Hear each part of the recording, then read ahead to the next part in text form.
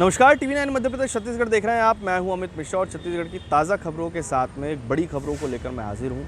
छत्तीसगढ़ में सबसे बड़ी खबर यही है कि लगातार मंत्रियों को लेकर कांग्रेस निशाना साध रही है। हाल ही में ही अब मंत्री के घेरे में केदार कश्यप यहां पर सामने नज़र आ रहे हैं। केदार कश्यप के साथ में कर्मचारी के साथ में मारपीट का मामला एक बार फिर से तूल पकड़ रहा है। कांग्रेस ने आज इसको लेकर बड़ा प्रदर्शन भी किया है। एक तरफ कांग्रेस की तरफ से आरोप लगाया जा रहा है कि एक मंत्री होकर इस तरीके से अपने ही कार्यकर्ताओं पर और अपने ही कार्यकर्ता यानी कि कर्मचारी पर मारपीट उनकी तरफ से की गई है और लगातार गंभीर जो आरोप है वो उन पर लगते हुए नजर आए। दूसरी तरफ कांग्रेस के आरोपों पर केदार कश्यप ने कहा है कि कांग्रेस षड्यंत्र कर रही है, इसको लेकर राजनीति कर रही है। आज कांग्रेस ने जिस तरीके से जो घेराव भी किया, प्रदर्शन भी किया, इसको लेकर भी उन्होंने कहा है कि साफ तौर पर बड़े पैमाने पर कांग्रेस के पास में कोई मुद्दे रहे नहीं, इसलिए वो लगातार इस तरीके की राजनीतिक हथकंडे कर लगातार बदनाम करने की कोशिश जो है वो कांग्रेस के जो नेता है वो करते हुए नजर आ रहे हैं। हालांकि इसको लेकर बड़ा आरोप भी लगा, इसको लेकर कई जो वीडियोस थे वो भी वायरल हुए, लगातार सोशल मीडिया पर वायरल हो रहे हैं। इसको लेकर सफाई भी दी गई, लेकिन फिलहाल उनकी मुश्किलें कम होने का नाम नहीं ले रही हैं। लगातार उनके खिलाफ में जो आरोप है और आरोप के बाद में कांग्रेस की तरफ से जो आरोप लगाया गया है वो भी और प्रदर्शन,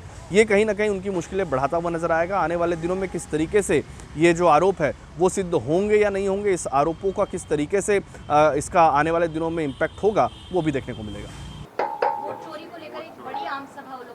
ये तो सरासर, ये तो जनता बहुत अच्छे से जानती है कि वोट चोरी वाला कोई मसला होता ही नहीं है। राहुल गांधी जी ने शिगुफा उठा दिया, उनके पीछे पीछे इनको दौड़ना पड़ रहा है। ये भी मन ही मन मान रहे होंगे कि भैया ऐसा कुछ होता है नहीं। राहुल गांधी जी कभी वोटर माने पोलिंग एजेंट नहीं रहे, काउंटिंग एजेंट नहीं रहे, इसलिए उनको ध्यान नहीं रहता है। आप अगर पोलिंग एजेंट होंगे तो बने होंगे तो आपको ध्यान होगा कि मतदाता सूची में एक एक नाम पर टिक होता है जब वो वोट डाल देता है, और सारे राजनीतिक पार्टियों के लोग एक एक बैठे रहते हैं, सब उसको पहचानते हैं। एक गांव में सबको सब पहचान लेते हैं और इस तरीके से वोट होता है। वोट चोरी वाला जो इनका मामला है, मुझे आप में से कोई भी स्पष्ट कर दे कि क्या कहना चाहते हैं। मैं आप ही को कह रहा हूं, चलिए अगर आपको स्पष्टता है तो आप मुझे स्पष्ट कर दीजिए। मैं उनको भी कहना चाहता हूँ, स्पष्ट करके कहना, वोट चोरी मतलब क्या कहना चाहते हैं, क्या हुआ है बता दे। कोई मतदाता सूची में कोई गड़बड़ी है तो फिर बिहार में उसको ठीक करने पर विरोध क्यों कर रहे हैं। और मैं धन्यवाद कहना चाहता हूं इलेक्शन कमीशन को, जिन्होंने पूरे देश में मतदाता सूची के गहन पुनरीक्षण की बात कही है। उसको शीघ्र किया जाना चाहिए, पूरी दृढ़ता से किया जाना चाहिए। नेता प्रतिपक्ष केदार कश्यप जी, थोड़ी भी शर्म बची है आप में कि आपका एक चतुर्थ श्रेणी कर्मचारी आप पे आरोप लगा रहा है, लिखित आवेदन दिया है, इसको आप कांग्रेस का षड्यंत्र बता रहे हैं। कर्मचारी आपका, सरकार आपका, और आरोप हम पे लगा रहे हैं। एक जो व्यक्ति शारीरिक रूप से उसके साथ कुछ लकवाग्रस्त था, अब वो कर्मचारी को आप इतना मारेंगे, इतना मारे आपने, इतना गाली दिया आपने, तो मंत्री के खिलाफ एफआईआर करने के लिए खड़ा हो गया। कितनी बड़ी बात है। नहीं तो यदि मंत्री नाराज हो जाए, कोई डांट फटकार ले, तो अधिकारी भी बोलते हैं कि ठीक है भाई छोड़ो इसको, मतलब उसके बर्दाश्त के बाहर चला गया, तब जाकर थाना। नहीं तो छोटे कर्मचारी की हिम्मत कैसे। छत्तीसगढ़ कांग्रेस में फिर से एक बार ईडी पहुंची। ईडी छत्तीसगढ़ कांग्रेस के दफ्तर पहुंचती है और उसके बाद इस मामले को लेकर, जो इससे पहले से शराब मामले में ईडी के जो कार्यालय है उसको बनाने को लेकर बस्तर के में जो कार्यालय बनाया गया, उसमें पूर्व मंत्री, आबकारी मंत्री कवासी लखमा और उनके बेटे पर लगातार आरोप लगा था। आज फिर से एक जो नोटिस है वो यहाँ पर प्रदेश कार्यालय में, कांग्रेस के प्रदेश कार्यालय में ईडी ने दिया है और इसको लेकर एक बार फिर से चर्चा का विषय बना हुआ है कि शराब घोटाले में बड़ा सिंडिकेट काम करता था और उस सिंडिकेट का जो तत्कालीन, चाहे वो पूर्व मुख्यमंत्री भूपेश बघेल हों या फिर पूर्व आबकारी मंत्री कवासी लखमा हों, दोनों के बेटों के नाम भी इसमें शामिल है। अलग अलग तरीके के मामले सामने आ रहे हैं। हालांकि इसको लेकर भूपेश बघेल ने भी तंज कसा है कि केवल पहले जब कांग्रेस के कार्यक्रम होते थे, उसके पहले कार्यक्रम के पहले ईडी की जो कार्रवाइयाँ थी वो तमाम कांग्रेस के नेताओं की तरफ से और कार्यक्रम में इन्वॉल्व होने वाले व्यापारियों की तरफ से देखने को मिलती थी कि उनके घर छापे पड़ते थे। और अब जो है कांग्रेस भवन या कांग्रेस के पार्टी कार्यालय को लेकर भी ईडी जो है वो पहुंच चुकी है। लगातार इस तरीके की राजनीति फिलहाल छत्तीसगढ़ में देखने को मिल रही है। कांग्रेस इसको लेकर लगातार सफाई भी देती हुई नजर आती है, लेकिन क्या वाकई में शराब घोटाले का जिक्र जब जैसे ही सामने आता है तो क्या उसमें पूरी तरीके से कांग्रेस की सरकार इन्वॉल्व थी? तत्कालीन सरकार में पूर्व मुख्यमंत्री भूपेश बघेल इन्वॉल्व थे, पूर्व आबकारी मंत्री तो अभी भी जेल में है, उनके बेटे को लेकर भी लगातार निशाना साधा जा रहा है कि जो उनके बेटे का घर बना है वो भी आबकारी मंत्री जो कवासी लखमा उस दौरान में थे, उनके बेटे का घर भी उसी पैसे से बना है और इसके साथ में कांग्रेस का जो भवन है वो भी उसी पैसे से बना है। लेकिन इसको लेकर अब किस तरीके से जवाब जो है नोटिस ईडी की तरफ से थमाया गया उसको दिया जाएगा, ये अभी भी चर्चा का विषय बना हुआ है। ये तो भारतीय जनता पार्टी इतनी बखलाई हुई है,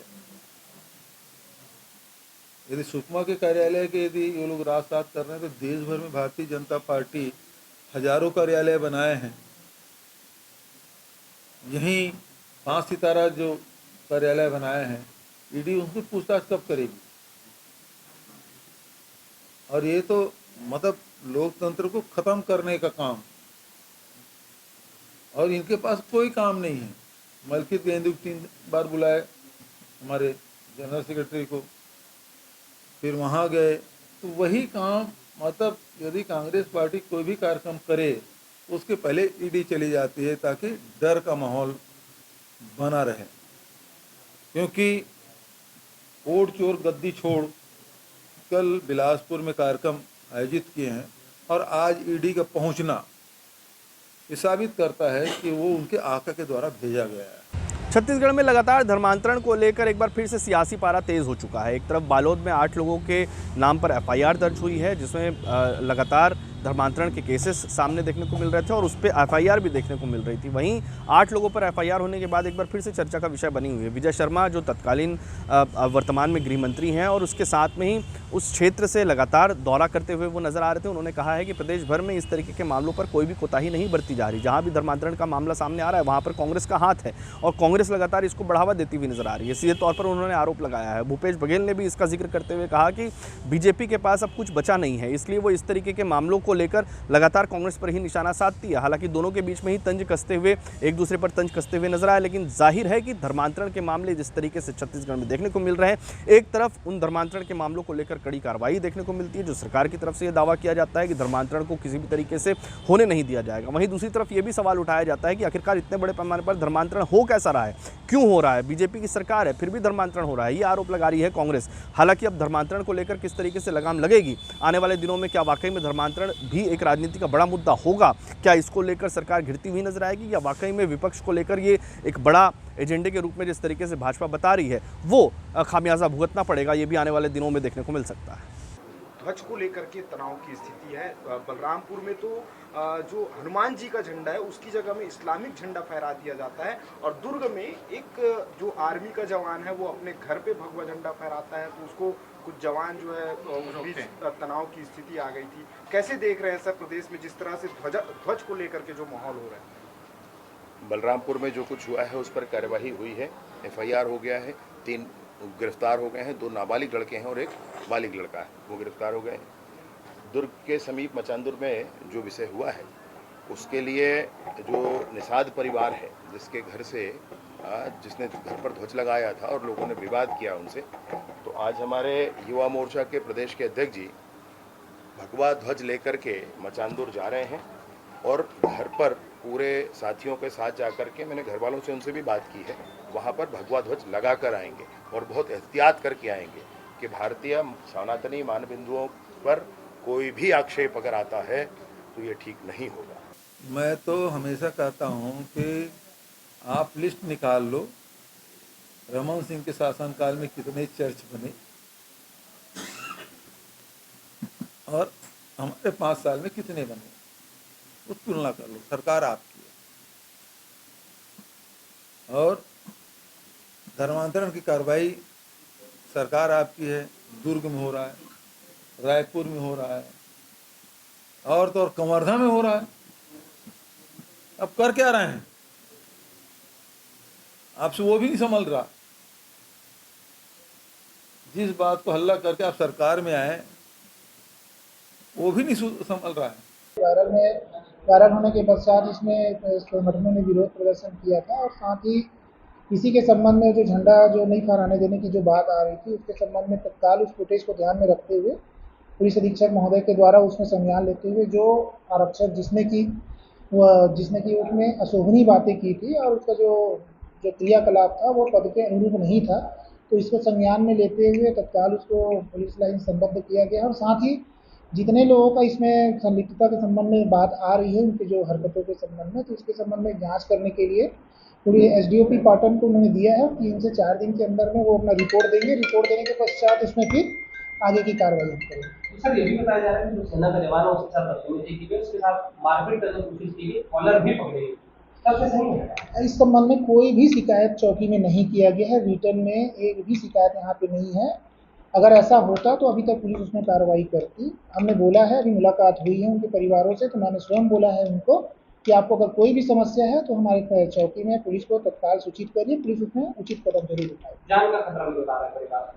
छत्तीसगढ़ की राजधानी रायपुर में बड़े पैमाने पर गणेश विसर्जन गणेश महोत्सव के रूप में मनाया जाता है। विसर्जन का जो त्यौहार होता है वो आज छत्तीसगढ़ की राजधानी रायपुर में राजधानी में जो बड़ी झांकियां हैं, बड़े पंडाल, बड़ी मूर्तियां लगाई गई थी, उनको आज विसर्जित किया जाएगा। बाकायदा आज की रात पूरे विसर्जन के तौर पर देखने को मिलता है, जिसमें बाजे गाजे के साथ में बड़े बड़े स्टेज जो है वो राजनेताओं के साथ में अलग अलग लोगों के पंडालों के सजते हुए नजर आते हैं। वहीं दूसरी तरफ विशालकाय मूर्तियों के साथ में बड़ी बड़ी झांकियां भी देखने को मिलती है। विशेष आयोजन इस दौर पर राजधानी रायपुर में देखने को मिलता है। प्रदेश भर से यहाँ पर लोग, करीबन 10,000 से ज़्यादा लोग यहाँ पर आज की रात इकट्ठा होते हुए नजर आते हैं। और उसके साथ में जो झांकियाँ निकाली जा रही है, ये झांकियाँ भी बेहद आकर्षक होती हैं। बड़े पैमाने पर पुलिस की सुरक्षा व्यवस्था के बीच में ये झांकियाँ निकाली जा रही हैं और ख़ास तौर पर हिदायत भी दी गई है कि डीजे के साथ में या बड़े पैमाने पर जो लोग इकट्ठा होंगे उनको लेकर सुरक्षा की जो जिम्मेदारी रहेगी वो पंडाल और समितियों की रहेगी। हालांकि पुलिस की भी सुरक्षा व्यवस्था यहाँ पर पैनी होने की जो दावा है वो किया जा रहा है। सीसीटीवी से नज़रें भी यहाँ पर रखी जाएगी। लेकिन मुंबई की तर्ज पर जिस तरीके से राजधानी रायपुर में बड़े पैमाने पर ये झांकियाँ निकलती हैं, उसको लेकर प्रशासन की तरफ से मुस्तैदी भी देखने को मिलती है। और दूसरी तरफ जो लोग हैं, जो विधायक हैं, लोकल विधायक, सांसद, मंत्री, उनके तरफ से भी इस पंडालों पर जाकर, स्टेज पर जाकर इन झांकियों का, गणेश प्रतिमाओं का स्वागत भी देखने को मिलता है। अलग अलग तरीके के रंग भी देखने को मिलते हैं। हालांकि इस बीच चर्चा का विषय भी होता है कि तेज़ आवाज़ में जो डीजे बजाए जाते हैं, तेज़ आवाज़ के साथ में जो झांकियाँ निकाली जाती है, उन पर कहीं ना कहीं प्रतिबंध होना चाहिए। उससे लेकर भी देखना दिलचस्प होगा कि आने वाले दिनों में किस तरीके की कार्रवाइयाँ देखने को मिलेंगी।